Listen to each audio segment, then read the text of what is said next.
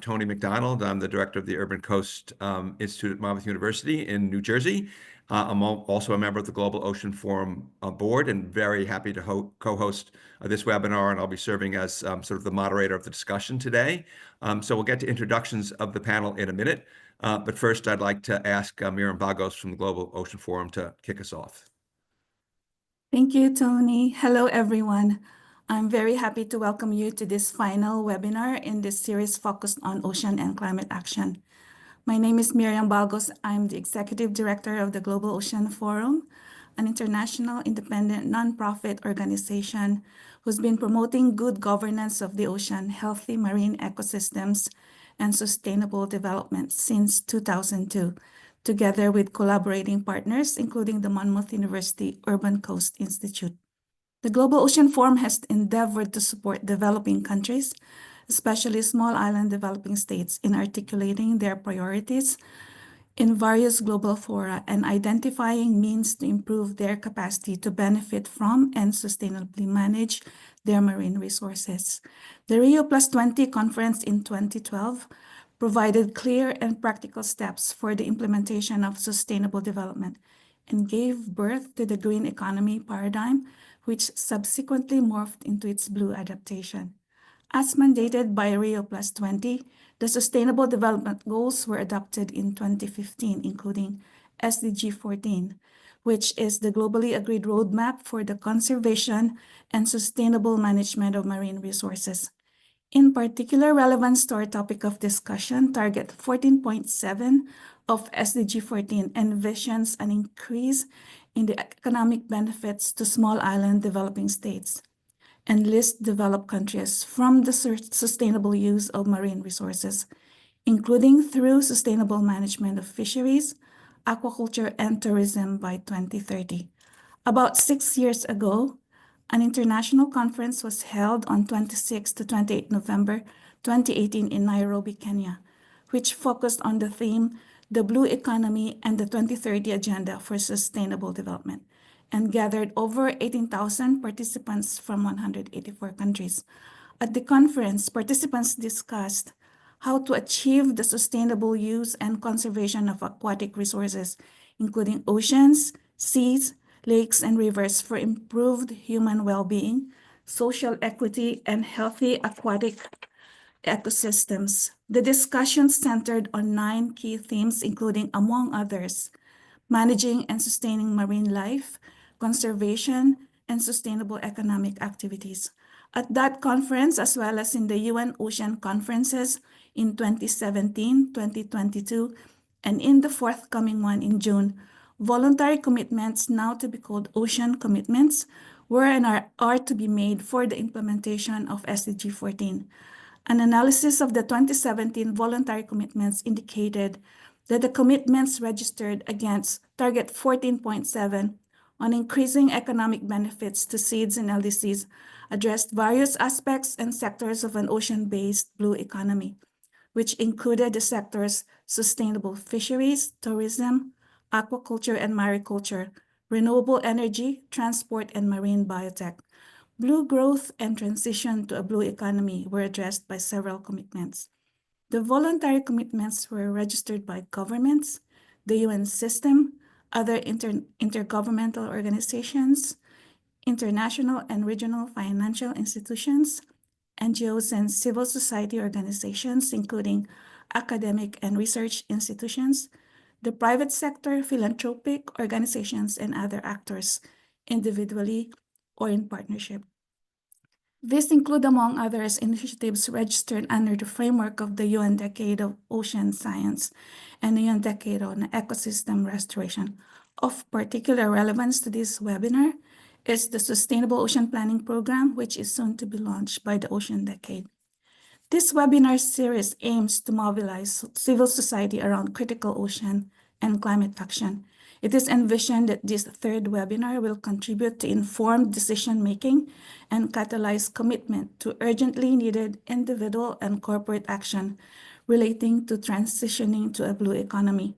Panelists will provide their insights from their deep knowledge and experience working on blue economy initiatives in responding to some key discussion questions that Tony will elaborate on. Many thanks. Over to you, Tony.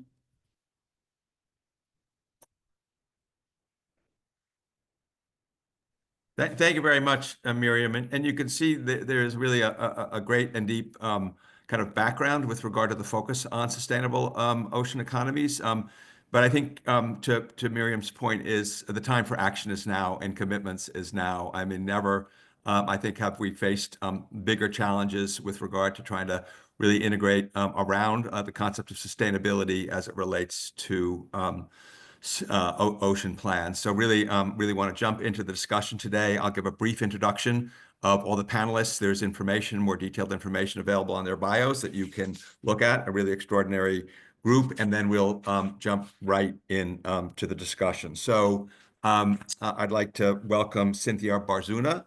She is the Director of Ocean Action 2030 and a voluntary coalition dedicated to supporting countries in their aim of building a sustainable ocean economy through development and implementation of sustainable ocean plans. She also currently works, the coalition works with countries that are part of the high-level panel for sustainable ocean economies. You'll hear more about those efforts and the incredible work that they're doing to really galvanize action on these efforts in her remarks. We also are happy to have Carrie Ann Cadman. She is the Regional Economic Manager for Latin America and the Caribbean, assisting World Bank clients to identify viable solutions to challenges faced in ensuring sustainable use of their environment and natural resource base. She's worked directly for more than 33 countries, including several fragile states across 3 regions in Africa, Asia, and Pacific and Latin America. So a wonderful perspective from Carrie Ann. So thank you for joining us today. This name is a little bit of a tongue twister from a guy from New York, but extremely happy to have really one of the leading nations on these efforts has been Monaco, and Jeremy Adler-Flegel is joining us. He's a diplomat in the permanent mission of the Principality of Monaco to the United Nations. He started a career in external relations, and Jeremy now focuses on issues relating to protection of the environment, the ocean, and law of the sea. From halfway around the world, we have Nigel Bradley. He is the person who is furthest away from where I'm sitting anyway. He is a natural resource, energy, and marine specialist with 22 years of experience in both public and private sectors around the world. He really has had leadership roles in multiple acquisitions, divestments, restructuring, and the creation of new businesses in the energy, primary, environmental, tourism, and financial sectors. He also is a member of the board of the Global Ocean Forum. So Nigel, thank you for waking up so early this morning to join us from Australia. And lastly, we have James Merchant. James is the leading Marine Conservation Society's work on natural capital, blue finance, and the sustainable blue economy. He also is co-host of the podcast series exploring various aspects of the sustainable blue economy and chair of the UK Blue Carbon Forum. So thank you all for joining us today. Really look forward to the discussion moving forward. So we're going to start off today actually with Cynthia. So Cynthia Barzuna is going to set the context for the blue economy and sustainable ocean planning. So with that, I'd like to turn the floor over to Cynthia Barzuna. Thank you. Thank you, Tony. Thank you, the Urban Coast Institution and the Global Ocean Forum for this invitation. Thrilled to be part of this conversation.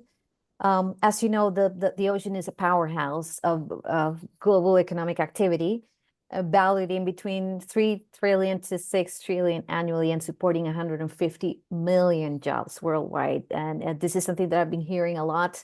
I'm here in Geneva for the UNCTAD 5th United Nations Ocean Forum. So I'll be hearing a lot on the role of commerce, livelihoods, and national economies with regards to the ocean. Yet, despite its immense value, the ocean is at risk, as everyone on this call being stakeholders of the ocean know. The fish stocks have sharply declined, dropping from 90% biologically sustainable in 1974 to 62% in 2021. And plastic pollution has reached, of course, an estimate in between 75 to 200 million tons in marine ecosystems. And climate change, of course, is accelerating sea level rise, ocean acidification, absorbing 31% of global CO emissions. So climate stability remains highly vulnerable, to say the least, to unsustainable exploitation for sure.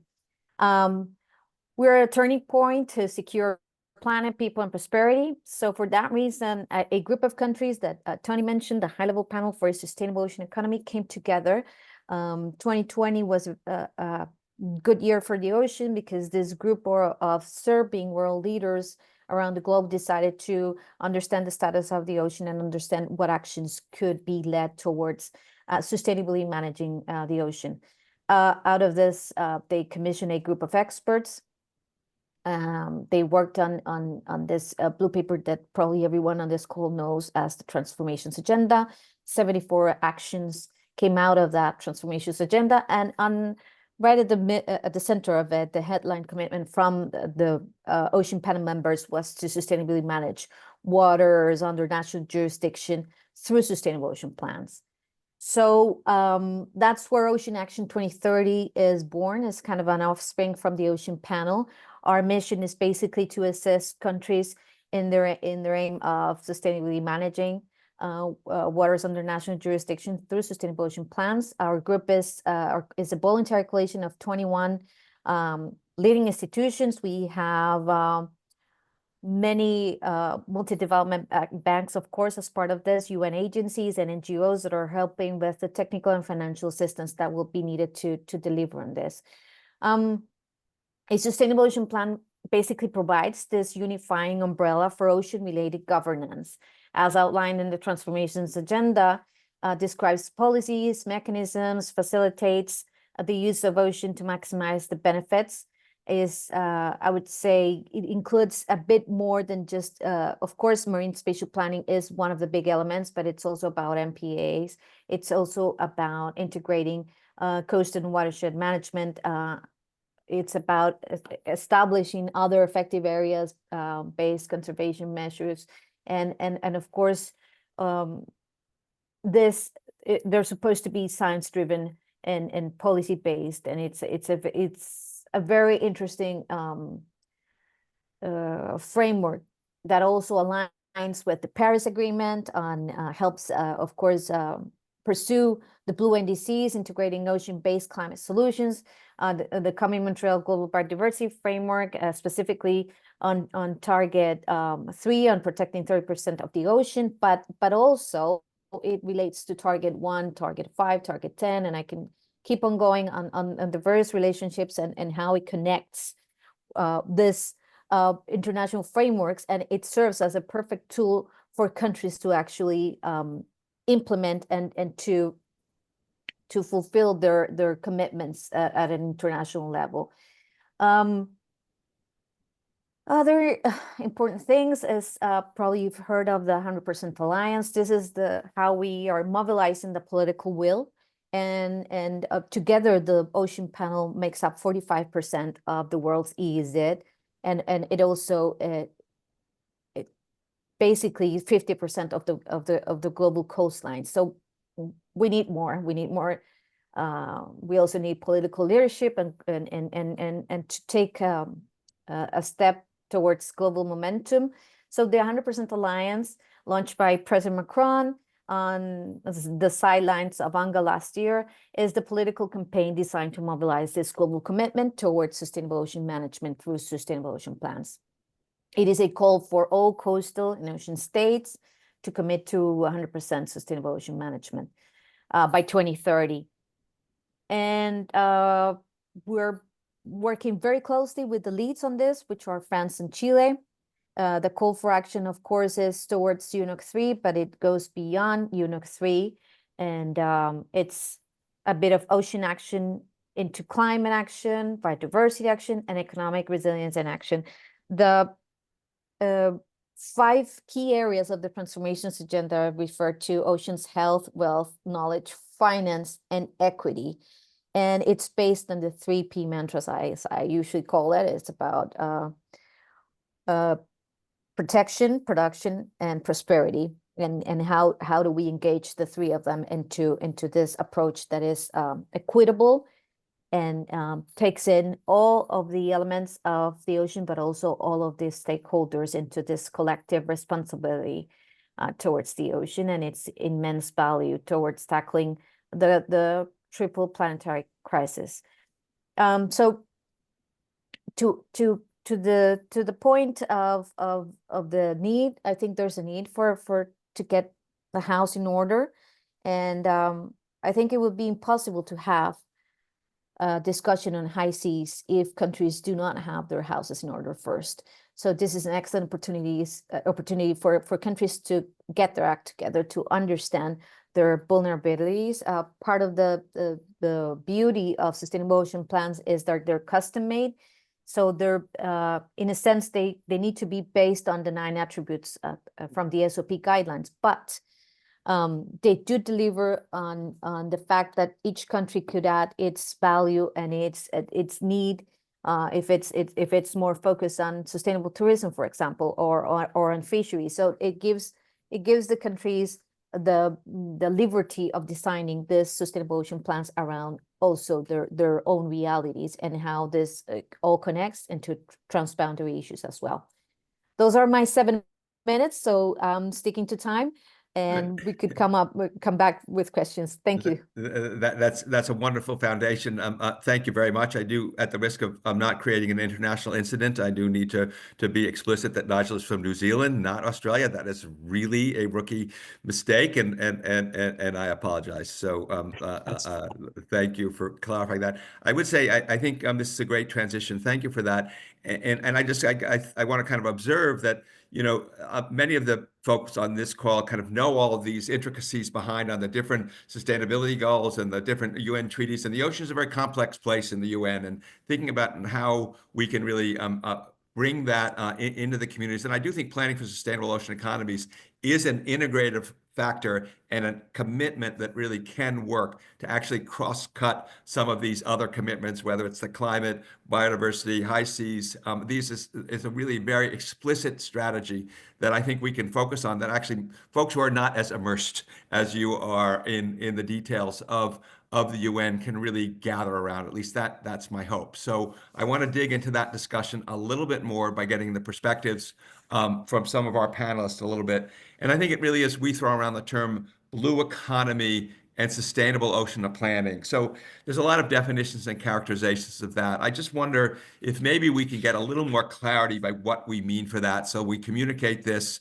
at the national and subnational level. We can be kind of consistent and clear about that. So maybe I could ask, I'm going to give Nigel the first shot at that, only because I misidentified him. So I got to give Nigel the first shot to sort of really help us think a little bit more about how we can talk about the blue economy and sustainable ocean planning. Thanks, Tony. And you're forgiven. Don't worry about it. Everyone gets it wrong. Well, thanks for the invitation as well. Really appreciate the opportunity to participate. I think just thinking about the blue economy part of it first, the blue economy, there are lots of definitions out there, and I'm sure, as the IUCN person just said, there's they've put out a publication I see in the chat there. What the blue economy isn't, I think, is almost as important as the kind of core elements to it. And fundamentally also, there are several elements that, regardless of your definition of blue economy, that are always inherent. So it's environmentally sustainable, including climate resilience or adaptation within the economy, gender, biodiversity, a lot of the things that Cynthia and Miriam have already touched on. From my point of view, there are sort of, if you think of I think of the blue economy in 2 or 3 different layers, and some are more emerging than others. But at the most basic level, it's the economic development that's related to making existing ocean sectors, fisheries is a really good example, or aquaculture, making them either less bad in terms of the impacts, more good, however you want to frame it. But it's on the fishing side, for example, it's innovation in the way in which fish are caught, harvested, get to market, doing it differently, or decarbonising the marine sector is another really good example. So where you've got existing sectors and you are actively seeking to reduce harm or improve performance, depending how you look at it. Then you start coming up another layer or two into what I would describe more as emerging parts of the blue economy. And we think there about some of the blue carbon is a really good example, where you've got emerging markets that are generating revenue from ecosystem services, often affiliated with restoration. And these are sort of the more, and it's not new by any means now, but the emerging side of the blue economy are things that are regenerative and restorative by design. And nature credits is some work we've been doing a lot of down here in New Zealand is another good example. The planning side, and I think the differentiating between the blue and the ocean side of it is largely spatial. So certainly in my experience, the blue economy needs to include things on land that are impacting the ocean. Whereas for me, ocean planning is less focused on that integration across the land sea interface. I think, is there more that you want me to cover? Things that aren't part of the blue economy, I guess, is the last thing, Tony. Deep sea mining is a really good example. Oil and gas, those are, whilst they are obviously often marine, or deep sea mining is marine, they are by design extractive. They can't be made regenerative. You can offset some impacts in some places, but those are the sorts of things that really wouldn't align with I think most definitions of blue economy. Yeah, and I think you're right. I see somebody shared some information about ongoing work on regenerative and sustainable, but again, I think that's also something that maybe gets a little confused, or at least is not as clear from folks actually on the ground. And I might transfer to Carrie Ann and put her on the spot a little bit, but I want to put you in the seats of the clients. I mean, how do your clients see this in terms of being something that helps them? So how do they think of it when you talk to your clients about the sustainable economy or sustainable ocean plans? What is their perspective on what that means? Absolutely. Thank you, Tony. Look, excellent question. And it's really at the core of how we conceptualize, talk about, and invest and support a vibrant blue economy. And of course, this varies if you're a large middle-income country or if you're a small, if you're a SIDS, or what we like to call large ocean economies, right? So the context will vary in terms of what a blue economy is. I'd like to just take a step back, and then I'll get from the client perspective. But really, at the beginning of the day, a blue economy is about achieving the triple bottom line.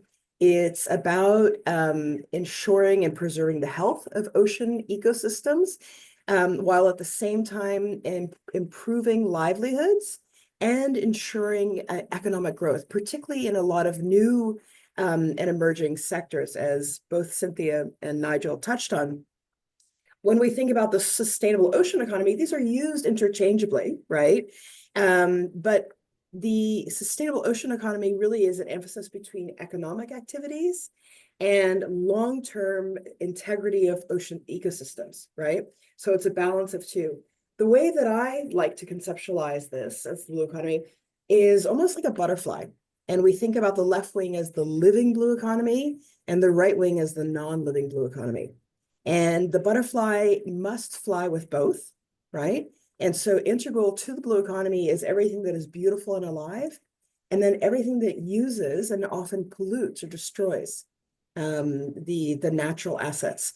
And so when you think about a blue economy in, let's say, a large ocean state, for example, in Tuvalu, just north of New Zealand, where Nigel is, in Tuvalu as a coral atoll, the blue economy is limited in many ways, right? They don't get a lot of tourism. They don't have a lot of infrastructure to support tourism, but their industrial fisheries, and the tuna fishery is extremely important to the overall economy and to poverty reduction and to ensuring food security. So investing in ensuring that the tuna stocks in Tuvalu are kept at a sustainable level of extraction and use is very important. It's also very important in a country like Tuvalu that the coastal fisheries, the nearshore fisheries, are also sustainably used. And this is where we get into the terrestrial issue of pollution. and pollution that degrades into the lagoon and onto the ocean side. And it can be quite harmful for the fish that are consumed domestically. So when I speak to my Brazilian clients, for example, they have a very different view of the blue economy along the coastline. They can think even about the blue economy in the blue Amazon. Most of us think of the Amazon as trees, as arboreal, as a tropical rainforest, and the destruction therein of the tropical rainforest. But really, fundamentally in the Amazon, there's an entire blue Amazon basin that goes out to the Atlantic Ocean. And we know that in the Caribbean, the linkages between the Amazon and the Caribbean, we're now looking at the Sargassum Sea. And so the mining effluent, the agricultural and other types of pollutants that are flowing out of the Amazon into the Atlantic are creating problems in the Atlantic Ocean that are flowing into other regions of the world. So the blue economy is one thing for Brazil, and it's another thing for Barbados and for Tuvalu. Let me stop there. And we can I go a think little we'll come bit back to deeper. dig deeper in some of these issues. Sure. And others might have comments or thoughts from their experience around the world. And I will say, I think you're echoing something I heard Cynthia say regarding the fact that one of the powers of sustainable ocean planning is that it is adaptable to reflect the specific needs of the countries relative to what their economic interest is, and also the variation within those countries. So at least that's what I heard you say, and I think it's pretty important to see that mechanism around that. I wonder if any of our other participants, James or Jeremy, want to add to this, your conception of what the definitions are and what the foundation is for planning for sustainable ocean economies. Yeah, I'm happy to jump in. Thank you. I think a lot of it has been covered well, but what I would add is that there's an element of marine natural capital. So, as Cynthia pointed out, our lives, our well-being, and our economy is underpinned by nature, and a large extent the ocean, particularly in a island nation like the UK. And the ocean is providing benefits that underpin our economy, make our lives possible. We take these for granted, really. We call them ecosystem services in economic terms, but really they are gifts from the ocean, and they are dependent on ocean health. So we can only continue enjoying these gifts forever if the ocean is healthy enough to keep providing them. So a definition of sustainability from our perspective as well is that marine ecosystems or marine natural capital are at the center of a blue economy, and they are part of the decisions that are being made, and that they are a key pillar that is being protected and developed. So we talk about economic growth, but in a sustainable blue economy, you also need to be growing the fundamental underlying asset that is delivering that value in the first place. And the other aspect to it as well is equity. So we've seen examples around the world where, whether it's coastal restoration or sustainable blue economy industries, you need buy-in and support from those local communities if projects are going to succeed. So local communities, indigenous communities, stakeholders in the coastal area, they have to be part of the decision-making process, and they also have to be receiving any benefits that the blue economy delivers. So it has to be shared equitably, and it has to be inclusive as well. Yeah, and thank you for that. I'm not an expert, but I think the discussion of regenerative is trying to recenter a little bit some of the natural capital and some of the environmental values a little bit more prominently. I think that's always been a challenge within our sustainability dialogues, to really feel comfortable that that community is well represented, and the balance is really reflective of that commitment. So I think certainly that's something, and I'm sure we'll come back to equity a little bit, and Carrie Ann kind of opened that door a little bit. So I expect we'll come back to that later in the discussion. Jeremy, would you like to add to this discussion? Yes, absolutely. Thank you very much for giving me the floor. And first of all, I just would like to thanks Global Ocean Forum and Urban Coast Institute for the invitation and for organizing this webinar. I think regarding the definition of blue economy, most of it has already been said by the other panelists, but I think indeed it can be defined as the right combination, equilibrium between economic growth and finance, viable finance, and also on the other hand, the preservation of natural resources, the regeneration of marine ecosystems, and also the construction of resilient and low carbon societies. And this include a good ocean and sustainable ocean management. But as I said, I think most of it has already been mentioned by the other panelists. Thank you very much. Yeah, I appreciate that very much. And so I think you can hear from various perspectives that I think there is definitely a lot of general agreement, even though some of the words shift around a little bit. So how do we really consistently convey that message out there and really move toward framing it? So I really think it is, the next question a little bit goes to how do we take these concepts and actually start to actualize them? How do we really, what are some of the key barriers to policymakers, business leaders, and community advocates? So it's not just a national effort. I think everybody's recognized and everybody's certainly alluded that we need partnerships in doing this. So it's not a question of developing only a governmental plan, but engaging the necessary partners to that plan. So really, what are some of the barriers to getting the commitments to develop these plans? And really, how do we think or recommit further to them? And how can we overcome them? So maybe I'll start with you, James, a little bit to your thoughts on really what are some of the barriers and how we overcome them to actually developing these plans. Yeah, thanks, Tony. I've got quite a long shopping list of different things we can do, but I'll try and pick out just two or three really relevant ones. I think right now a big barrier, there's a political barrier, which is that there's a false narrative that economic recovery and ocean recovery is a trade-off or a compromise with economic progress. And that was really prevalent in the recent UK and US elections. There's a bit of hesitancy around it.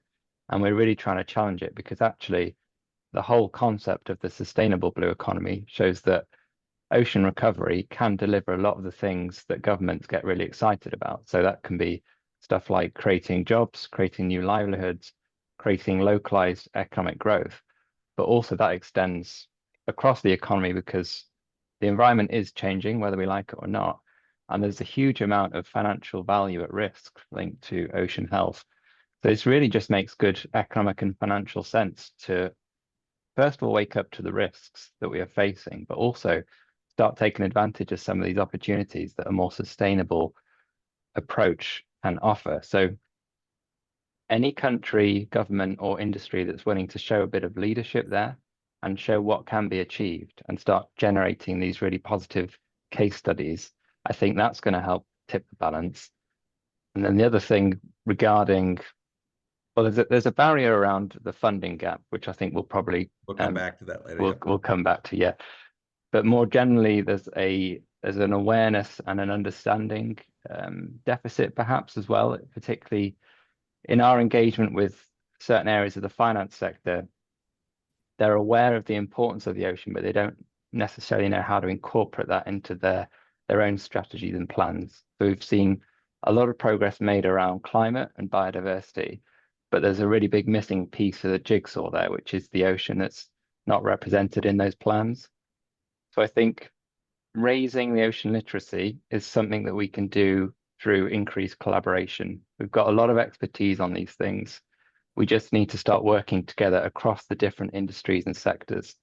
So if it's a conservation organization like mine, we're happy to be working with, say, financial institutions or governments to show, right, where can they apply the money in the most effective way to start achieving those benefits we talked about. So I would say ocean literacy and collaboration go hand in hand, and that's one of the solutions to these barriers we mentioned.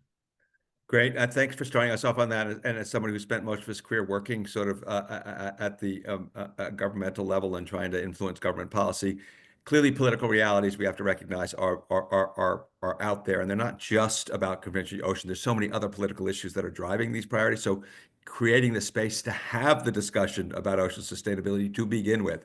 So we have great arguments in that regard, but getting in there, and I'm sure that's true all over the world, can be difficult given the current challenges and inclinations on issues that have nothing to do with oceans. The ocean should be a safe space. And I guess I want to reiterate my experience working in governmental firms. Ocean literacy is the bottom up part, right? So the politics will respond to the literacy and people asking for that change. And so I feel like you've kind of, from my experience, really hit the top down, bottom up kind of challenge for planning for sustainable ocean economies. And maybe I'll ask Cynthia to jump in, because I do feel like, as I understand your model a little bit, you are really pushing this leadership framework. Can we get some people out front to show and challenge others to say that this is not a net negative, but a net positive? But maybe I'm wrong, but your thoughts on what are some of the impediments and how do we overcome them to developing sustainable ocean plans? Absolutely. Thank you, Tony. I used to be the Deputy Minister of Environment from Costa Rica, so I come from a developing country. So if I may, from that perspective, of course, it would always come back to funding. But nevertheless, I think it's more on the science policy gap when it comes to potable messages that policymakers can actually understand and can actually relate to. So that's the human connection towards what's needed. Policy coherence, of course, it's a no-brainer. And de-risking the ocean for private sector to come in. And in order to de-risk the ocean, we also need MDBs to rethink their taxonomies. I think that's part of the deal when it comes to including the local communities into the equation, into the conversation. And another aspect is data. There's a controversy around it, but data means something totally different when it comes to data generated by Europe versus data generated for a country like mine. So there's a huge gap there that I feel like we need to create a more equitable access to open data that leads into better answers to what needs to be done. And I think a very creative way of doing so is through ocean accounting, which is also part of sustainable ocean plans.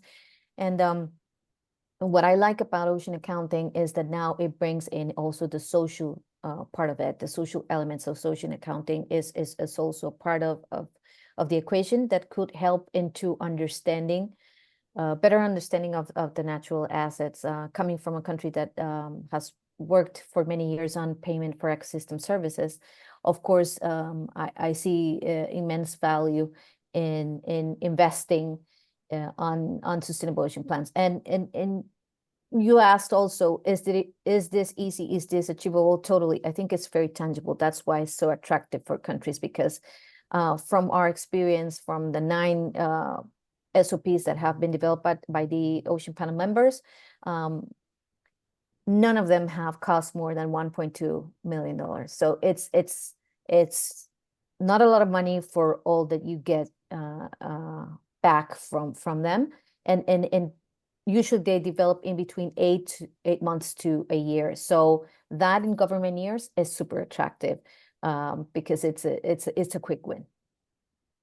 Great. And I do think that, the historical issue with sustainability is what is it actually and how do you measure it? So I do think I do go by if you can't measure it and if you can't identify what those metrics are for success, I think that is a challenge. And so I do think sustainable ocean plans offer an opportunity to do that and fill that scientific gap, particularly if you demand accountability and not only objectives, but really clear, measurable goals around that. And I do think there is potential there. It's not coincidental that sustainable ocean plans are actually an initiative of the UN National Decade for Ocean Science for Sustainable Development. So it is not purely a policy structure or a planning structure. It really is very closely linked, or should be closely linked, to the data and information that enables that, and also enables transparency about what the impact of those things are. So can I ask maybe Carrie Ann, you look like you might be leaning in to sort of add to this dialogue. So let me turn to you now next, please. Sure, Tony, what aspect would you like me to focus on? Just really what you think are the impediments for your clients and others to really commit to those plans. Where are the incentives for them, and what are the impediments, and how do we incentivize the commitments that we're trying for the high-level panel? Okay. Look, where I see challenges are obviously institutional capacity. In many of my client countries, there is going to be a handful of individuals, of technical specialists, who have the expertise and the knowledge to be able to apply and develop these programs, right? And these interventions. And they're usually pulled in 5 different directions, right? They're carrying out multiple roles. So one is institutional capacity. One is not having access to the latest knowledge and tools and applications. Second is really financing. They don't have access to the type of financing that is nimble and sufficiently flexible to come in a just-in-time package to be able to affect the transformational changes that they're aiming toward. And third, it's breaking down those silos. And I know that we deal with it, be it fish or trees, we're always trying to break down silos, because when it comes to natural living assets, they cross multiple sectors, right? And some of these sectors have very different incentives than the integrity and stability of these ecosystems. And so breaking down the silos, how do you do that? How do you use a convening power? How do you stretch dialogue to bridge across these silos? All of that is a process which takes time. Working in environment and natural resources, you don't come in for a year or 2-year program. You come in for the long haul, right? So you need time, you need money, you need the technical expertise, you need the willingness, and you also need the operating environment. We saw, for example, when COVID hit, how everyone in the world changed, how everything changed in the world. Many countries suffered economically because of the closure of borders, of course, broke down their entire access to economic stability in terms of tourism, fisheries, etc. And so the geopolitical context, the basically global context of how countries are operating also comes into play, and the capacity to have that internal resilience at a political level and at an economic level. So all of this is, in a sense, I look at it as a constellation of factors, and what the clients that I work with truly grapple with are know-how, access to the latest and best tools applicable to their situation, and the time and commitment within government entities, but also the private sector, to be able to commit to these areas of work. I hope that answers your question. No, it does. And we're going to dig a little deeper in the follow-up questions about financial. I think that's something that we particularly want to dig into, but and we're also going to look a little bit at sort of special needs and really recognizing that capacity is so variable around these issues. And that's not something we often say that, but then how do we do that? I will also just reiterate that I see some questions are being put in the chat. I do encourage people to put questions or comments in the chat. We'll try to capture them and respond to them and answer as many as we can. So after we sort of go through these questions, we'll open it up a little bit to think about additional questions from the participants on the panel itself. So Jeremy or anybody else or Nigel want to add anything else before we move on to the next question, generally about what impediments might be to developing sustainable ocean plans? Yeah, I'll jump in, Tony. Just building off some of the other comments. One of the other really big impediments from my point of view is I agree completely with what James said about the political element being really fundamental, and the interface between politics and often sort of relatively short-term thinking at the political level versus policy. That's a massive issue. But one issue we haven't talked about quite as much is the role of those plans in influencing private sector investment. And inherently, a lot of that through whether it's marine spatial planning, sustainable ocean plans, a lot of that is essentially going through a process of sort of picking winners, right? It's prioritizing or advocating for certain uses or changes in certain existing uses. And so the lack of involvement in developing and ultimately implementing those plans with certain sectors or industry more broadly, or investors, right? The future investors in these sorts of things. There is often a disconnect, and that's once you can write a perfect plan, and plenty of people have done that. It's to what Bernadette's comment is the implementation of those things. If the sectors and investors are not brought along on that process, through the process of creating the plan, then you've got a massive impediment. And ultimately, I think you can have the best plan in the world, it will fail if you haven't successfully done that. Yeah, I want to dig a little bit deeper into that as well. Jeremy, do you want to add anything else on the planning front? I think most of it has been said. Thank you. Thank you. I do want to, and it was alluded to by Nigel. I mean, there is this question that hangs over us all that making sure that the plans are plans that lead to action and that they're committed and that's clear. So we'll come back to that, I think, at the end, and hopefully that maybe we'll conclude by some suggestions about how to ensure that not only we develop the plans, but they are really teed up in ways that will lead to action. So sort of digging on that finance question a little bit. I mean, I think we recognize that governments, whether it's a developing country or any country, we are definitely looking to the government to fund all of this is simply not going to be adequate under any scenario. Even all of our best hopes for government stepping up at a higher level, and we'll continue to ask for that and work that. But we have to, I think there is a recognition that even at the most highest level of governmental commitment, that is not sufficient. So how can we galvanize private finance and civil society sectors to help accelerate development and, more importantly, implementation of sustainable plans? Nigel, well, actually, let me go to Jeremy first if he has any thoughts, because we haven't heard from him in a bit. Any thoughts on really how we can galvanize the private sector and civil society? Yeah, sure. Thank you, Tony.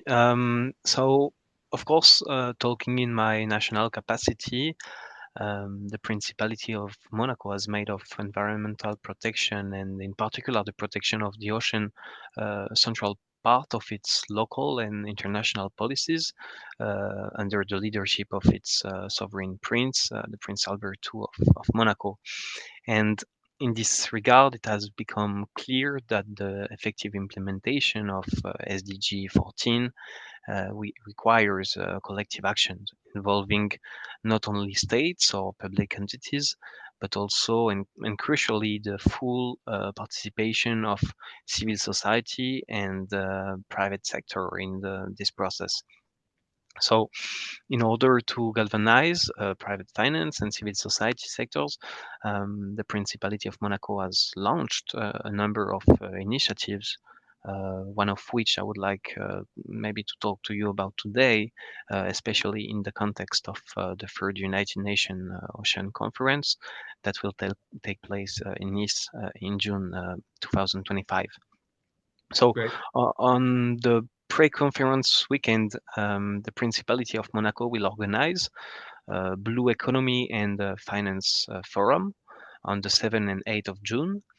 It will be co-organized by the Prince Albert II of Monaco Foundation and the Monaco Oceanographic Institute with the support of the government. So the forum has been awarded with the UN Ocean Conference Special Event label, and it will gather a wide range of stakeholders, including experts, policymakers, investors, and innovators from around the world. Great. So the aim of the event will be to highlight the latest developments in the blue economy sphere and to promote the critical role that sustainable investment, cutting-edge innovation, and forward-thinking policies play in ensuring the long-term health and prosperity of our oceans and economies alike. So there will be four themes that will be addressed. So this includes ocean health, the financing of the blue economy, the blue ports and shipping, and also the ocean governance itself. Right. And thank you. I do think we need to give Monaco credit. I mean, I do think you have made it clear that it is a national priority for you, and you're an international leader in suggesting that it is it's not a government approach, it's an all of society approach to addressing this critical problem. So great credit to you and the Prince and the incredible leadership that you have shown in that regard. So certainly a higher national commitment and galvanizing community is one of the ways to unleash the private sector. Nigel, you kind of work in this space a little bit, so I wonder what would enable your clients to really feel like they would like to be more engaged with the plan and they see the advantages of developing a sustainable ocean plan. Yeah, it's a really important question, Tony, actually. Just by way of background, I've sat on both sides. So I've led I wrote a marine spatial plan in New Zealand, so I've sat on that sort of planning side and in government, but I'm also an active investor and developer of blue economy ventures, and so I've got quite a good understanding sort of both sides of that question.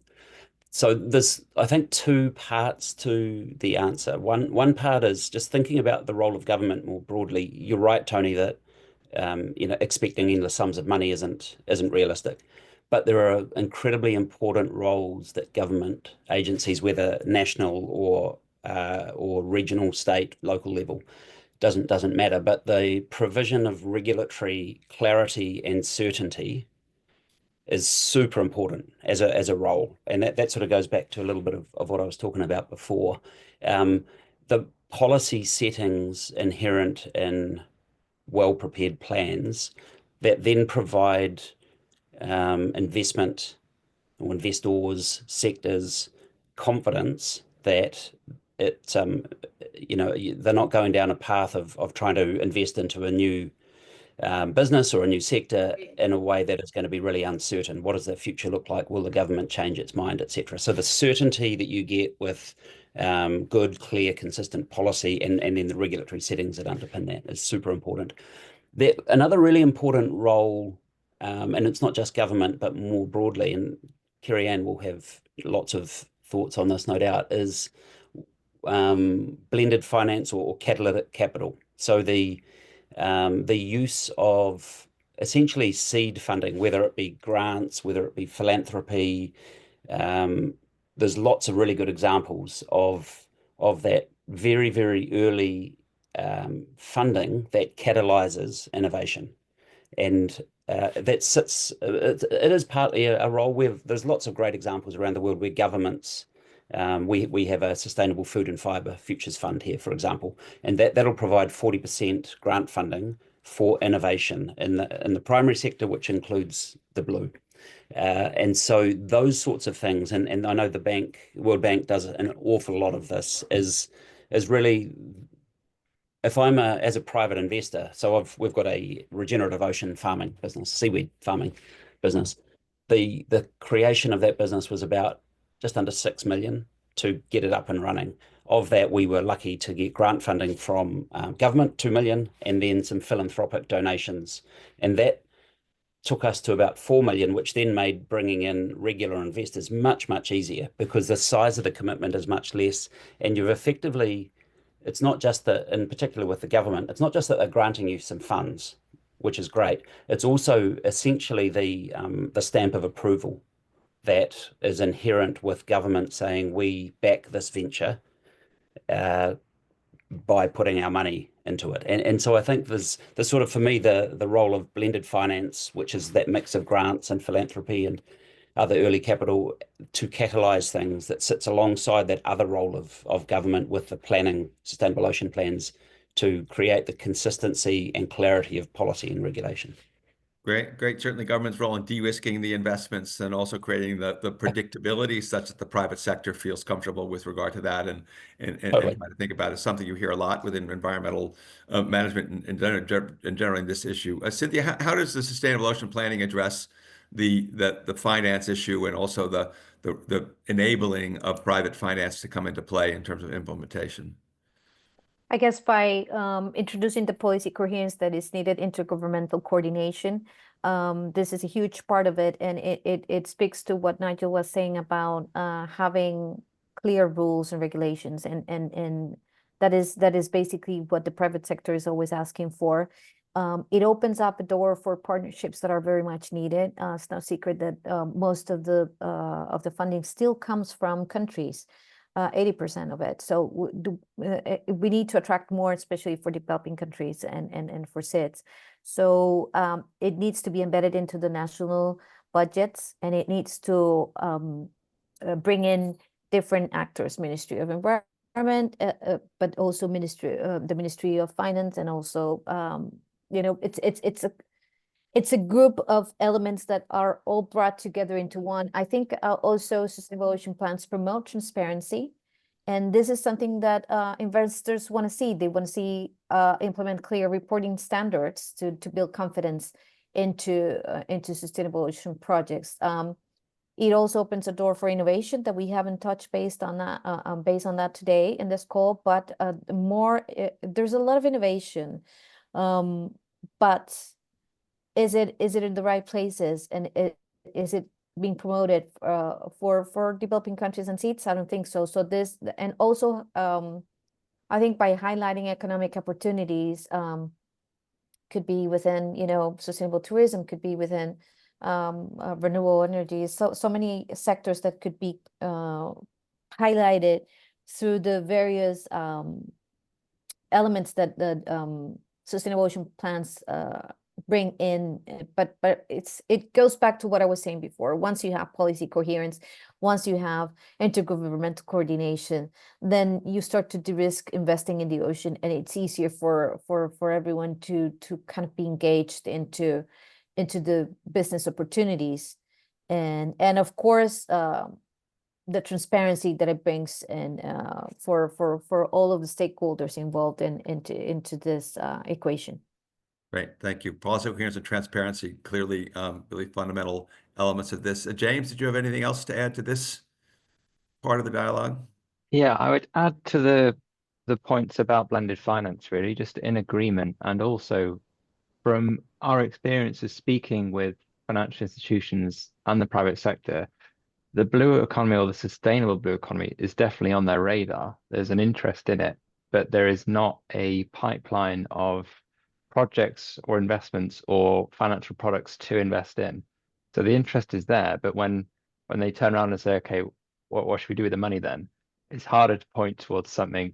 First of all, something that we know is sustainable. That's important because there's fears of greenwashing, but also something that is of a big enough size to attract.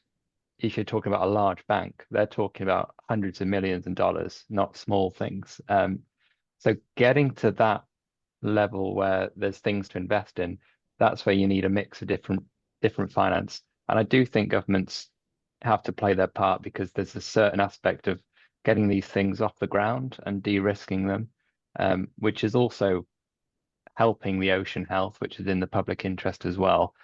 The only other thing I would say is understanding the motivations of the audience you're trying to galvanize. So if it's the finance sector, then yes, talk in financial terms. Governments talk about economic gains and things like that. But at the same time, to slightly contradict myself, I think it's important to use simple, relatable language, not to get too carried away with some of the more, let's say, dry financial terminology that can get bandied about, that can also remove us a bit from the actual fundamental issue we're talking about, which is ocean health. So don't be afraid to let a little bit of passion for nature come through into the discussions as well. Good advice. And I think we're going to transfer a little bit. I think this has been opened up a little bit around the private finance, but also the particular needs of some of the developing countries and the small island developing states a little bit. So would like to really shine a light on that, because again, it's not I think there's some consistency across this demand, but I think there are some real needs, and Cynthia certainly opened the door to that very explicitly, I think, and really thinking about that. But Carrie Ann, I'm going to ask you to sort of start us off a little bit, because I feel like you're very much in that space. So how do we think about that, not as just a comprehensive thing, not a special, this isn't a special treatment, it's actually an equitable treatment of thinking about how we level the playing field and create opportunities for sustainable ocean planning across countries. So any particular thoughts on how we address the special or needs of small island developing states and other developing countries?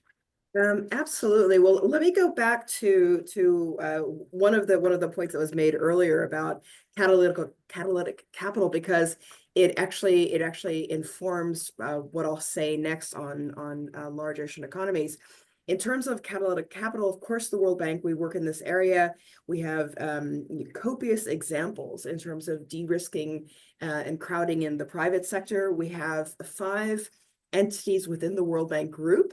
One of them, of course, is our guarantee agency, MIGA, the Multilateral Investment Guarantee Agency, that's really getting a much higher profile now and providing these types of blended guarantees with our loans, our credits, our grants, right?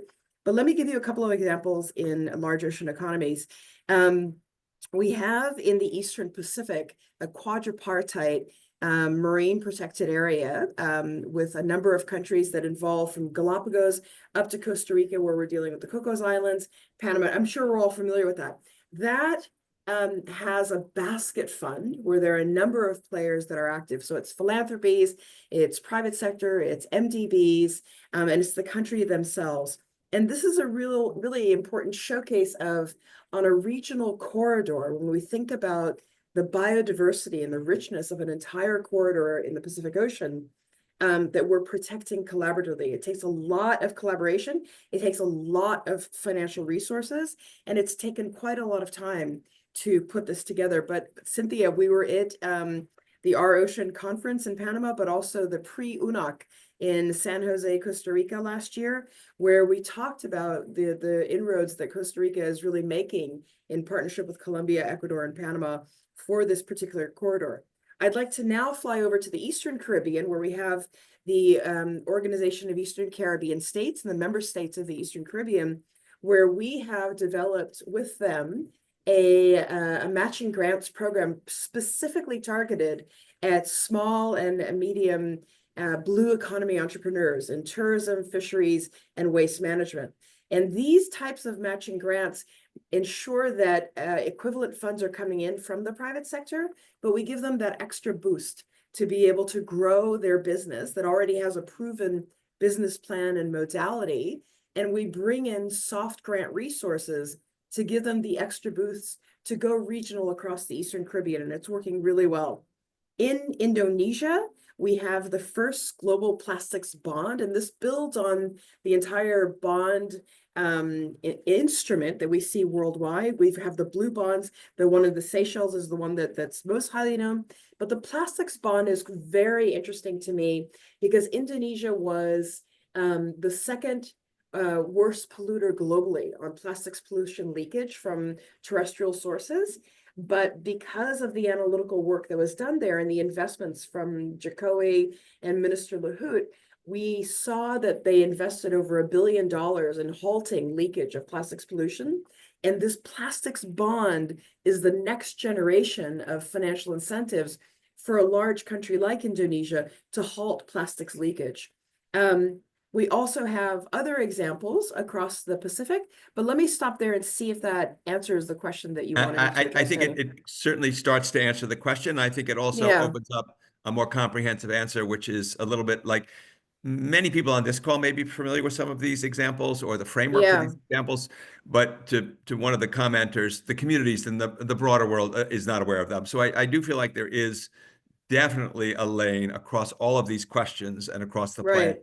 to being much more proactive in sharing success stories and what planning to action framework looks like. And we do have a lot of successful examples of that. So I do think as we continue to push on the level of thinking about developing sustainable ocean plans, I think absolutely elevating some simple communication about success stories with some simple language that communities can understand would maybe be something all the different sectors might be able to spend a little bit more time thinking about and getting those examples out there, both to bring more people to the table, as well as to provide more clearer implementation actions for the plans themselves. So anyway, sort of a broad comment on that, because I think some of the examples are great. But again, I'm sorry, unless you're somebody who follows blue finance, you're not going to know about that stuff, nor will you understand bonds and bonding and frameworks and whatever. So let's use every complex mechanism out there, but let's also, to James' point, keep it simple a little bit, because a lot of communities that are going to be necessary to create the political action aren't going to understand that. And so let's think about how we can do that. So I do think I want to open it up. There's a lot of activity in the chat. It seems like we could have included about 5 or 6 of you on this panel as well, because there seems to be a lot of experts participating in this. So we will share the information. We're asking some of the right questions because people are saying that there's reports coming out to try to address some of these questions in more detail. But I want to make sure, Katie, it's been difficult for me to see if there's any questions that you think we might want to kind of raise that have come from the chat or others. I mean, if we can, you can raise your hand. We'll try to do that, but I think also put it in the chat as well. So any questions Katie, do you see some questions we'd like to put back to the panel? We have a few questions that I think have been answered either by panelists already or through some of our follow-up discussions. So for our attendees, please feel free to, as Tony said, put some more questions in the chat or raise your hands. I see quite a few questions around how to transition towards implementation, which we've addressed through our discussion already. Let's see if we get any more questions coming in. Scrolling back up to see if there were any more towards the beginning that we've missed.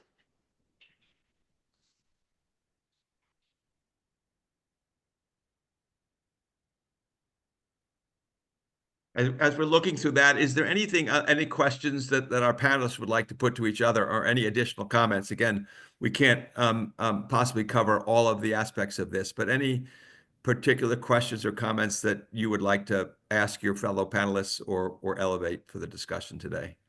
Yeah, can I jump in, Yes, please. Tony? So just building off, there was a comment from James before. From my point of view, there is no shortage of funds, investors out there who are wanting to do see their money do good things, the regenerative blue economy opportunity.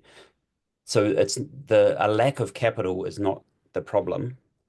You also have lots and lots of great entrepreneurs and innovators who are wanting to develop or have developed solutions. So it is not, again, the problem I don't think is necessarily a lack of sort of reasonably well understood solutions.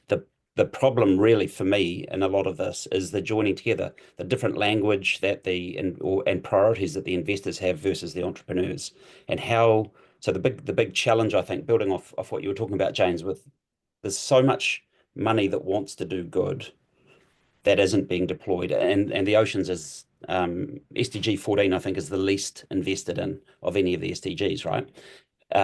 And so really how kind of how we are able to enable that gulf between what the money wants and what the entrepreneurs, innovators, etc. want is a really, really big challenge in this. So that's my thoughts on that.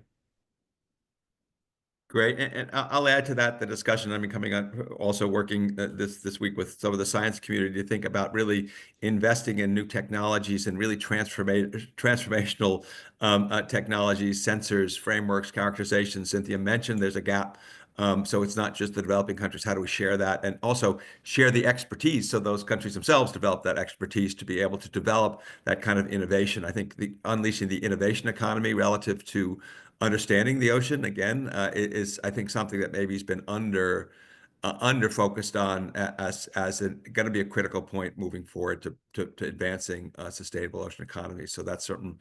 I'll take the moderator's prerogative of kind of adding to the discussion a little bit from some of my experiences. Any other questions? Katie, did you see any questions you want?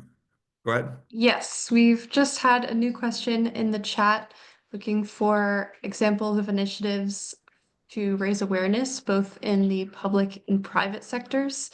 Some of our panelists may have touched on this, but opening this up to the panel, if in any of the work you're doing, you could share an example of perhaps a successful initiative or an initiative that was a learning lesson, help with public and private awareness, particularly as we've discussed some of these are very difficult concepts for the people to conceptualize.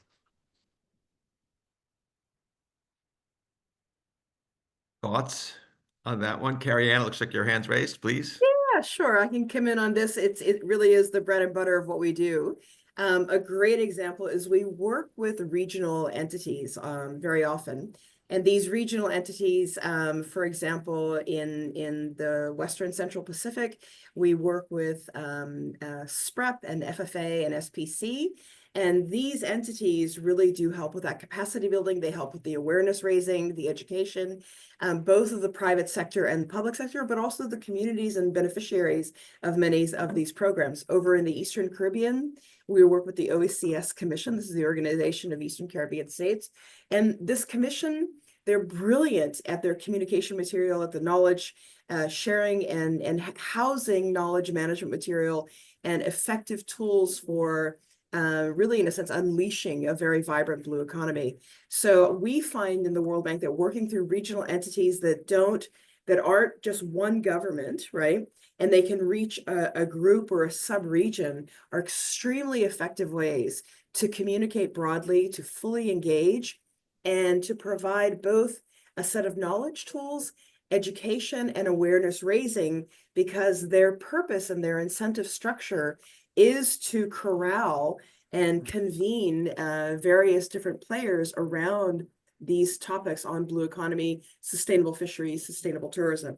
So for the World Bank, we love working with these regional entities because it is very much part and parcel of what they do, and they're extremely good at it. And they also have the relationship with the individual member states that allows for the communication to be extremely fluid.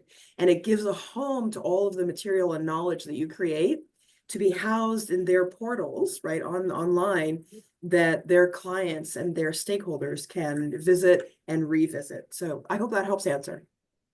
It is. James, I'm going to put you on the spot a little bit. I feel like you're in this space a little bit. So I'd be interested in your very particular answer about how you think we can raise awareness. Good question.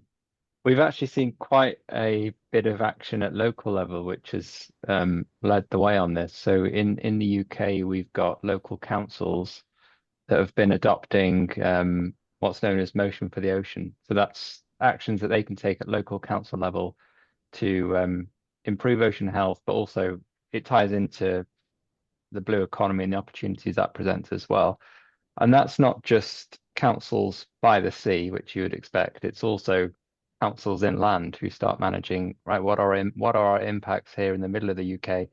How does that feed into the sea, and what action can be taken? So I think sometimes that local action is the most influential because it really gets people on board, and it's easier to communicate to people. And when you get the engagement, well, I like to think it filters back up, because now we're talking about it in this forum as a successful local initiative that shows what can be done if we roll it out across a bigger scale as well. So yeah, in short, I would say local action and local councils and empowering these local organizations to start leading from the front is a good way of doing it. I'll just add, Cynthia, I'm going to add one comment, and then turn it to you, which is just generally also, I think sometimes blue economy can be perceived as being limited, as if blue economy is something that's out there and distant and framework. But really, these are, when you're talking about ports and trade, when you're talking about telecommunication cables, when you're talking about a variety of these other ocean economic sectors that are sustainable, that are regenerative, that are critical, I do think we need to be a little bit more conscious of a broader audience, because it really isn't about a kind of isolated group of economies that's separate from broader national interests. That's clearly true in Tuvalu, but not so clear in maybe other places. And I so think we've gone a little bit upstream into the watershed, but I feel like we actually have to be even more ambitious than that when we talk about sustainable ocean economies, because it's not the ocean, it's the economy that's sustainable, and on the foundation of a regenerative and healthy ocean. So thinking about the audience for these messages is always something that I think can be challenging for our community. Cynthia? From our experience, something that has helped a lot is the knowledge products commissioned by the Ocean Panel. We have more than 20 now. One of the latest that was presented at Cali at COP16 was co-producing sustainable ocean plans with indigenous peoples and local communities. That was very insightful in terms of how important it is to build this from the bottom up. The consultation processes are very rich when it comes to sustainable ocean plans, and it brings all the stakeholders of the ocean. And then that makes it more interactive and brings in all the voices, and of course the respect on traditional knowledge as well, and how that blends in perfectly in a more organic way into the sustainable ocean plan. And the joint learning events have also proven to be a very powerful tool. I think these are initiatives that have proven to be useful, because the first question you'll get always from people from countries is, what's in it for me? So this kind of refers to that and makes it easier to engage and to be part of the solution and to be part of also the instrument or the product that will come out of as their own sustainable ocean plan. And it embeds a bit of that empowerment, leadership, but also becoming part of it in a sense that of ownership. Great.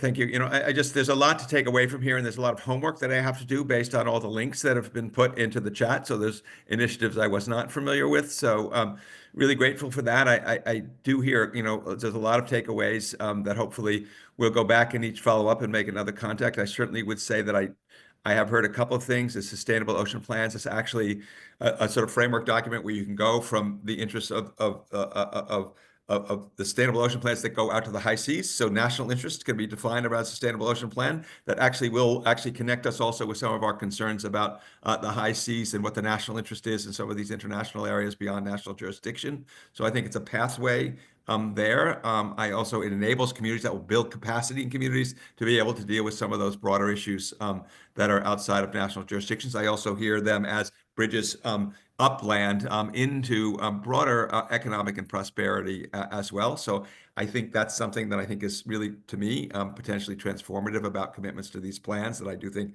they can be that nexus up the watershed and out into the ocean.